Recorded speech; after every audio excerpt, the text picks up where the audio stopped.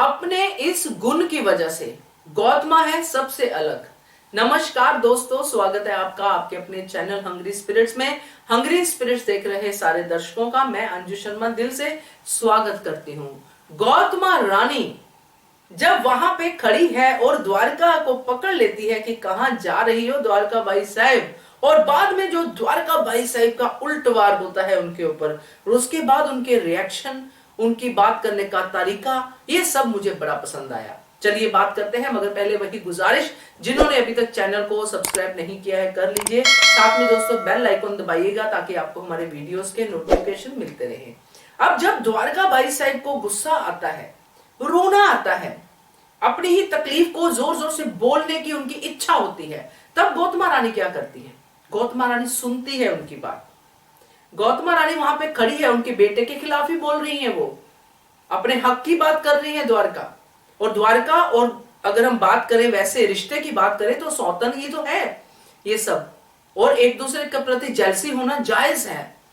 मगर यहां पे गौतमा रानी इसीलिए सबसे अलग है क्योंकि वो द्वारका की किसी भी बात का पलट जवाब नहीं देती है। अपनी बातें पहले उसने कह दी, राजघराने वाला ताना मार दिया, द्वारका को रोकना था द्वारका को रोक लिया, अपने काम उन्होंने कर लिए, मगर अब उनको चाहिए शांति, अब उनको क्लेश नहीं चाहिए।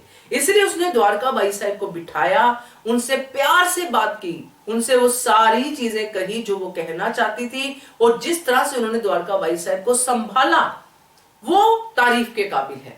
क्योंकि एक्चुअली अगर मैं सोचूं कि जो रानी वाला पार्ट है वो घर में ही निभाती हैं, वे सब चीजों को सॉर्ट आउट कर लेती हैं बिना कोई नुकसान किए हुए, मगर बाहर वो रानी नहीं बन पाई है अभी तक। वो हमारे लिए एक दुख की वजह है, मगर घर के अंदर उनका जो रोल है वो बहुत ही इंपॉर्टेंट है।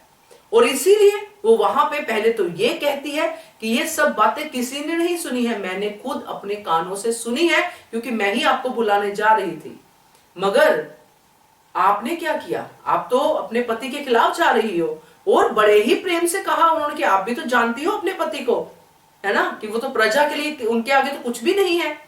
और साथ में ये भी कह दिया कि टेंशन किस बात की, हमारे धनाजी सरदार तो निर्दोष है, हमारे समधी ऐसा काम थोड़ी कर सकते हैं। तो ये सारी बातें कह के उन्होंने ये सिद्ध कर दिया कि माहौल को संभालना, मौके को संभालना गौतम बाई साहब से ज्यादा किसी रानी को नहीं आता है, और इसीलिए वो सबसे फेवरेट है मल्हार सरकार की। क्या कहते हो आप? कमेंट करके बताइएगा। देखते रहिए channel Hungry Spirits. Thank you so much. Subscribe to our channel by clicking the subscribe button. Click the bell button and enjoy the latest uploads from our channel.